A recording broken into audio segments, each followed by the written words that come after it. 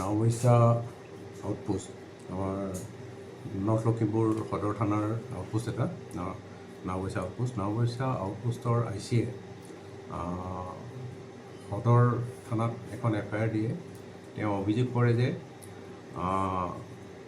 Vision time নামৰ web page এটা, এই ৱেব পেজটোৰ পৰা আমিনুৰ ৰহমান আৰু অনুজা বেগম তেওঁলোক ৱেব পেজটোৰ সাংবাদিক বুলি কয়। তেওঁলোকে তেওঁক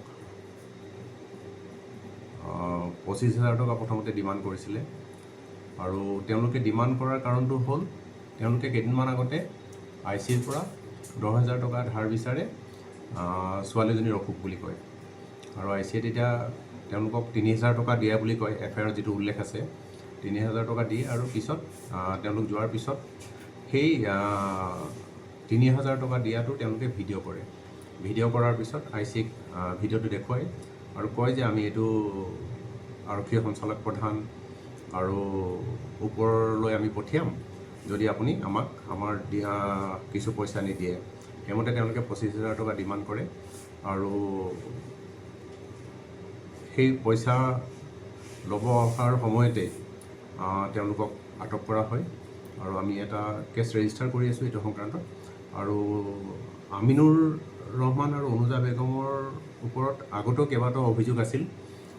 বিহপুৰীয়া থানাতো কেইদিনমান আগতে কেছ এটা হৈছিল 149/25 কেছ নম্বৰ বিহপুৰীয়াত। সেই কেছতো তেওঁলোকক বিচৰা হৈছিল, পিছত তেওঁলোকে এণ্টিচিপেটেড বেইল লয়। সেই কেছটো আমি ইতিমধ্যে চাৰ্জশ্বীট দাখিল কৰিছোঁ আৰু বিভিন্ন ধৰণৰ অভিযোগ আছে তেওঁলোকৰ ওপৰত। আমি বাকী অভিযোগসমূহ আমি চাই আছোঁ। আমি মোবাইলকেইটা তেওঁলোকৰ লৈছোঁ আৰু মোবাইলত আমি প্ৰাথমিক তদন্তত কিছু আপত্তিজনক বস্তু পাইছোঁ।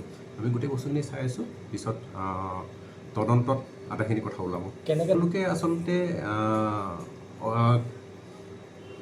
ব্লেকমেইল টাইপৰ, মানে কাৰোবাক ইয়াৰ আগতে বঙালমৰা IC আছিলে ছাব ইন্সপেক্টৰ সিদ্ধাৰ্থ নাথ, তেওঁৰ একাউণ্টত 1,000 টকা সোমাই দিছিলে, জিপে' কৰি দিছিলে আৰু জিপে' কৰা তেওঁ ইণ্টাৰেষ্টিংলি ICয়ে গমেই নাপায় পিছদিনাখনলৈকে। আৰু সেই জিপে' কৰাৰ কথাটো লৈ তেওঁলোকে বহু ঠাইত অভিযোগ কৰিছিল, আনকি নিউজো কৰিছিল তেওঁলোকে যে ICয়ে এনেকৈ 1,000 টকা লৈছে আৰু তেওঁৰ পৰা পইচা বিচাৰিছিল, কিন্তু তেওঁ পইচা নিদিয়াৰ কাৰণে বিভিন্ন ঠাইত তেওঁৰ এগেইনষ্টত অভিযোগ কৰিছিল।